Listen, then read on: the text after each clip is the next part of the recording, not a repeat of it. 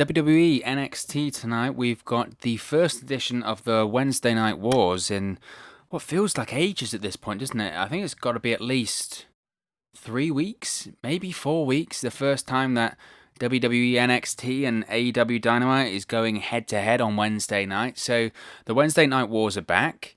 For how long, we'll have to wait and see. I know there's been a lot of discussion that after the success of both NXT and AEW being on different nights and not competing against each other, how long is it going to be before NXT moves to Tuesdays? I think that's the general consensus, isn't it? That AEW would stay on Wednesdays. They've won the Wednesday Night War at this point, and NXT would move to Tuesdays. The last 2 weeks, of course, it's been NXT Super Tuesday. So how long is it before NXT moves to Tuesdays?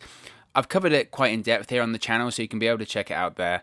What I will say is, like I said before, really, USA Network wants to move to Tuesday. Triple H wants to move to Tuesday. I think everyone involved with NXT wants to move to Tuesday because it means more people watching the product, more money, more advertising revenue, and USA Network and parts of WWE would be happy with that. But it's not going to happen, I don't think, because Vince McMahon doesn't want it to happen, and NXT's sole purpose on Wednesday nights is to take viewers away from AEW Dynamite. It may sound very cold and very callous to say that, but that's what it is. That's just the situation, what it is. But what we're going to do in this video here, we're going to preview what's going on tonight on NXT. We've got 2 title matches.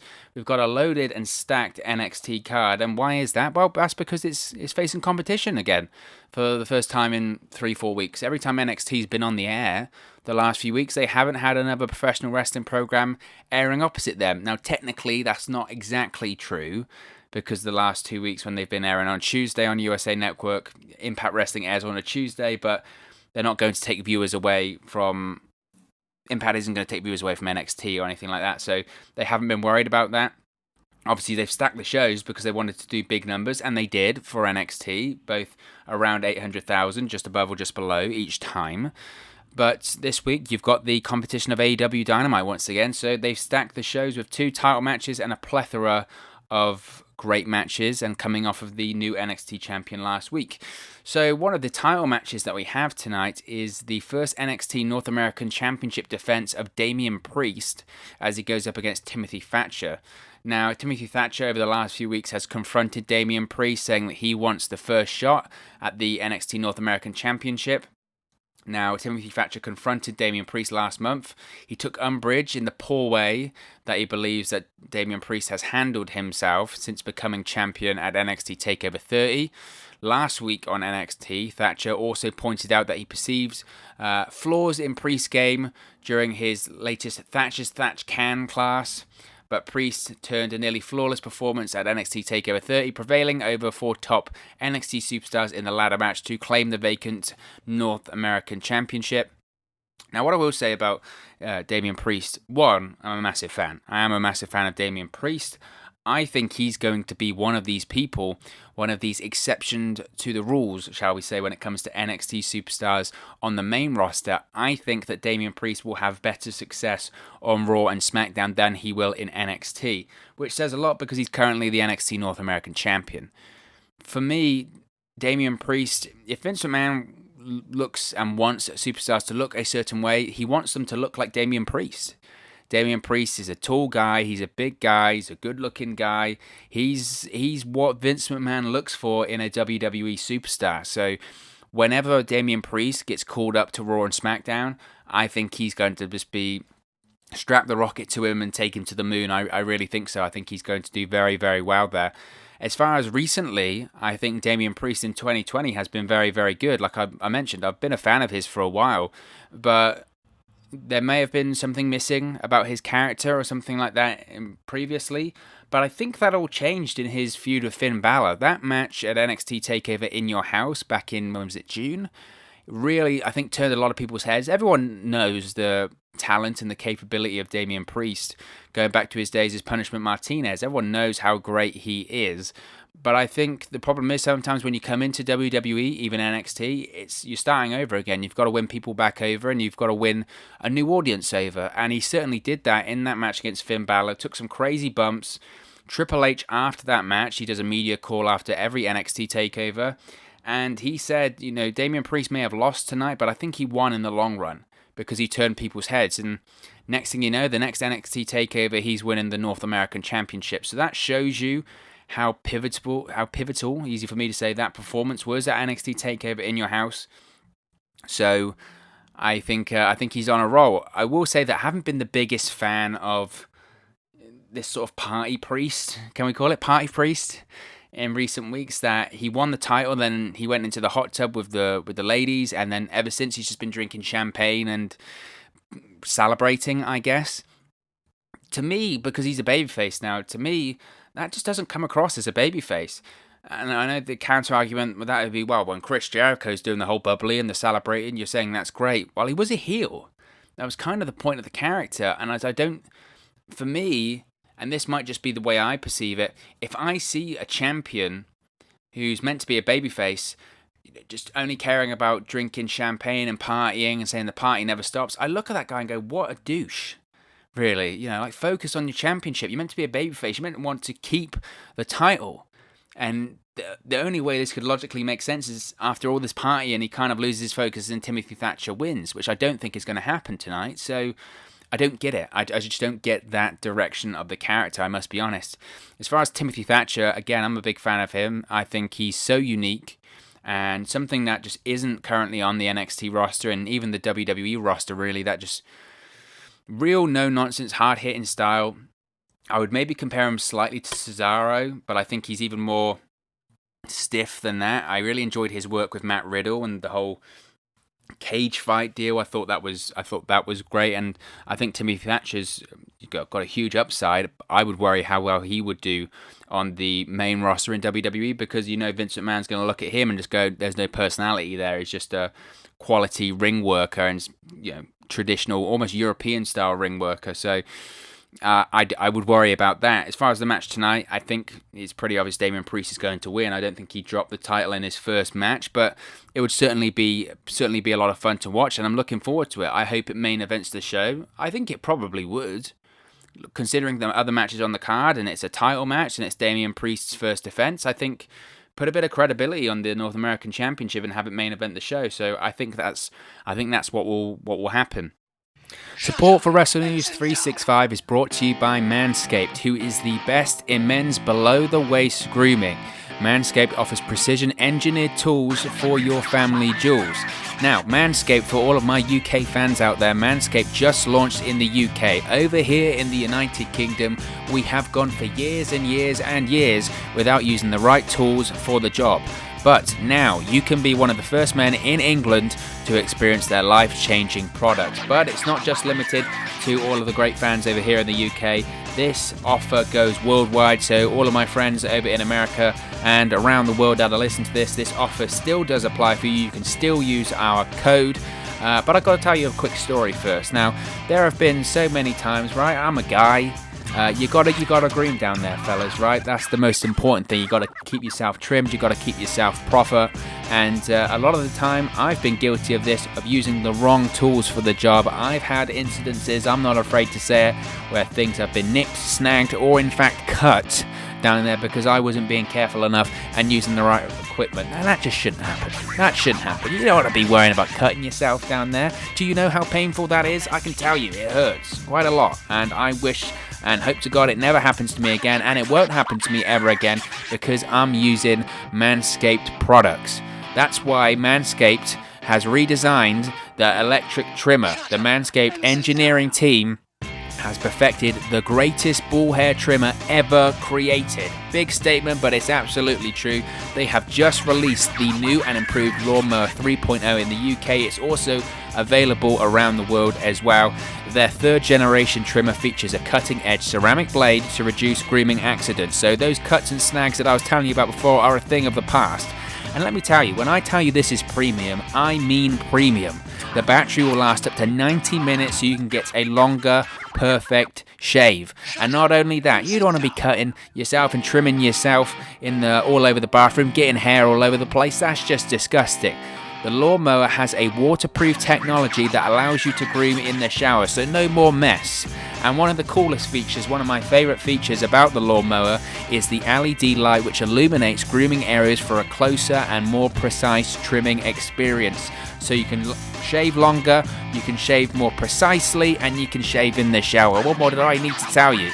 They've also upgraded to a 7,000 RPM motor with quiet stroke technology, and let's not forget about the charging stand. You can show off your mower loud and proud because this intelligently designed stand is a convenient charging dock powered by USB. So, if you are listening to me speak right now, I want you to experience it firsthand for yourself. Let's get that bush to tush clean, and you can get 20% off and free shipping. Yeah, you heard me right there. 20% off and free shipping. All you have to do is use the code 365wrestle at manscaped.com. Make your testes their besties. That's 20% off and free shipping. Not only are you getting 20% off, you're getting free shipping as well with the code 365wrestle at manscaped.com. That's 20% off with free shipping at manscaped.com, and use the code 365wrestle. Your balls will thank you. So what else have we got for tonight's show for NXT? Well, we've got Finn Balor kicking off his second run as NXT champion. Of course, Finn Balor won the NXT championship last week against Adam Cole in the match that came after the Fatal 4-Way Iron Man match. I did think the match actually last week between Finn Balor and Adam Cole, personally, I thought it was better than the Iron Man match. And that's just me. And I know some people will say, well, that's not possible. It was a 60-minute Iron Man match. I think the finish of that Iron Man match really frustrated me so much that it just wore off the hard work that they did in that match. And yeah, it was a 60 minutes match, so there was a lot of rest spots in there, and at points it was very slow. But I thought the match last week with Finn Balor and Adam Cole arguably was the best match that Finn Balor's had since returning to NXT. I mentioned at the time, I think it was the right call to have him become NXT champion. His run so far in NXT, for me, this time around, has been a disappointment. And that's not to say that his work hasn't been good. His matches have been very good. The matches against Ilya Dragunov, Matt Riddle, Johnny Gargano, Damian Priest, I mentioned there. He was scheduled to have a feud with Volta. All of it, very, very good. But he doesn't feel, or he didn't anyway, feel as important as he did when he made his debut.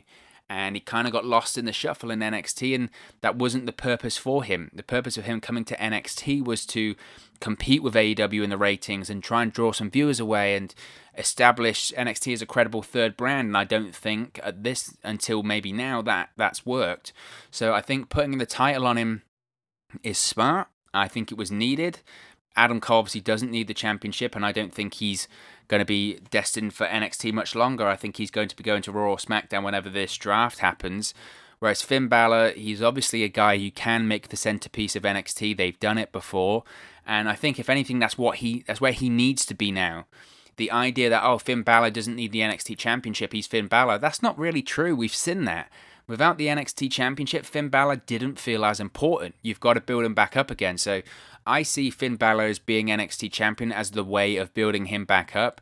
I think personally he'll hold the championship until Karrion Kross returns. To me, that makes the most sense. And Karrion Kross probably isn't going to be back for at least maybe 6 months, maybe even longer than that, 9 months. So I see Finn Balor having a lengthy NXT championship reign. As far as his next opponent could be, it could be Adam Cole again. I wouldn't really want to see that. We've seen it at this point. Today, Triple H did announce that NXT TakeOver, the next NXT TakeOver event, is in October. It's on October, I think, 4th, something like that. I'll just double check here. But it's Sunday, October 4th. So they're doing the switch arounds from Sunday to Saturday again. Triple H preferred it to be on a Saturday, but WWE feels like they do better numbers on a Sunday, the traditional pay-per-view spot. As far as his next challenger, who knows? Who knows, really? I would like to see him maybe face off against maybe Tommaso Ciampa. That would be, I think, a lot of fun. But we'll find out, obviously, tonight who that next challenger is. So also for tonight's show, we have Killian Dane and Drake Maverick going up against Roderick Strong and Bobby Fish of the Undisputed Era. They've built this up over the last few weeks, whether they had Drake Maverick facing off against, was it Kyle O'Reilly, Drake Maverick faced off against, and they get the win, and then after the match, they're beating down Drake Maverick. Killian Dane comes out. Last week they had Killian Dane versus Roderick Strong. Roderick Strong gets the victory. Post-match, Undisputed Era attacks Killian Dane. Drake Maverick comes out to the ring, fights them off. Do you have a baseball bat, steel chair, something like that? And Killian Dane, he goes to shake the hands of Killian Dane, and Killian Dane just smacks him in the face. So it looks like we're getting a tag team between Killian Dane and Drake Maverick, the sort of strange bedfellows tag team kind of deal. That maybe they'll play up for comedy. I think they should continue to do Drake Maverick for comedy. Don't get me wrong. Who didn't enjoy the Drake Maverick? He was fired and then he came back storyline, which was reality and then turned into a storyline. That was great. But for me, Drake Maverick's best work, it was in Impact Wrestling as Rockstar Spud, and that initially was built off comedy to the point that he got so over that he could become a more serious babyface. But his strength is comedy. Let's not look past that. And I think with a Killian Dane Drake Maverick, you can kind of have a dynamic of a Kane Daniel Bryan situation. Which, look, they need tag teams in NXT. I've criticized NXT's tag team division, and we'll touch on this in a second, that it lacks depth. It's not what it used to be. Gone are the days of DIY, AOP, the Revival, even the Undisputed Era. I think they might not be around much longer. They need tag teams. They need credible, decent, good tag teams. American Alpha was another great one. They don't have that. You've got to make new tag teams, and if there aren't new tag teams coming through the Performance Center, you've got to make them on the roster. Usually I'm not a fan of just throwing two people together, but if you're going to establish them as a real tag team, and they're going to team together for months, then why not have Killian Dane and Drake Maverick do that? I don't think they'll win tonight. I think the Undisputed Era will win once again, but I think this will be part of the growing pains of having this Killian Dane and Drake Maverick partnership. We've also got NXT Women's Champion Io Shirai facing Shotzi Blackheart in a non-title match. This one I'm really looking forward to. I'm a big fan of Shotzi Blackheart. I saw some criticism about her on social media that they felt that she was getting too over the top and all this BS. I can't disagree with you anymore. I think her in-ring work may need a little bit of improvement, but that's why she's in NXT. I think her presentation and her character is absolutely brilliant. It's very unique. There's no one on the main roster that's like her now. Obviously, there's going to be the comparisons to the likes of Ruby Riott, right? They've got the green hair, the sort of grunge look, but for me, I think they're still completely different. I love the presentation, I love the helmet, I love the tank coming to the ring. I think she would be a big star in WWE. I think Vince McMahon would take a look at her if he was smart. I know she's not blonde, but if he was smart, he would look at her and go, look, she's so unique and so different. She can be money. Io Shirai, for me, is in the conversation for the best top 3 female wrestlers in the world right now. She's just that good. I don't even know. The thing is with Io Shirai, because when you talk about NXT, you have to talk about Raw and SmackDown because that's the natural progression. For me, Io Shirai, yeah, she could go to Raw and SmackDown, and hopefully she would do great. I would be concerned about the way that she's booked, but there's no one better than her in NXT. I think the people that could rival her in WWE, there are some. Look, we all want to see Io Shirai versus Asuka. We all want to see Io Shirai versus Sasha Banks, Bayley, Charlotte Flair, Becky Lynch, all of that. We all want to see it. I just think Io Shirai is so fundamental to NXT right now that I'm in no rush to see her move to Raw or SmackDown. So I think tonight she'll beat Shotzi Blackheart. The only thing that I could see is maybe Shotzi gets a shock victory and they tie that into a title match at NXT TakeOver in October. But it should be a fun match, and it's a babyface match, but I think it's going to be a lot of fun. And finally, we have the NXT Tag Team Championships on the line. We have Breezango facing Imperium, Marcel Barthel, and Fabian Eichner in a tag team title rematch. I thought their match they had for the tag titles a few weeks ago on NXT, I thought it was good. As I mentioned when I spoke about the UE versus Dane and Maverick, the tag team division in NXT is just very weak for me right now. And I don't mean that as a slight to Breezango, but yeah, it's great that they got their opportunity, and it's great that they finally won a tag title in WWE as the NXT Tag Team Champions. They just, if that's the peak of NXT's tag team division, I would just have some concerns about that. I think NXT really needs to have a renewed focus on what their tag team division really, truly is. Because I think if you look back on the history of NXT, they've produced some absolutely fantastic tag teams. And I just worry right now that they've kind of followed suit of Raw and SmackDown. It's not a massive focus. It just isn't a massive focus. And the only way that I could see around this is Look, Monday Night on Raw, we had the Street Profits defeat Cesaro and Nakamura in that champion versus champion match. And there's a lot of people saying, myself included, that they need to just unify the tag team division. Treat it the same as the WWE Women's Tag Team Championships, whereby if you're the champions, you can appear on Raw, SmackDown, or NXT. Why not do the same with the NXT, SmackDown, and Raw Tag Team Championships as well? You want to treat NXT is the third brand, and I think regardless of how many times WWE and NXT especially have tried to say this is the third brand, it's not developmental, it still feels like developmental. It doesn't feel like a third brand. The closest it felt like to not being a third brand was during the Survivor Series build and pay-per-view last year. Apart from that, it feels like the third brand. You still have people get called up to Raw and SmackDown.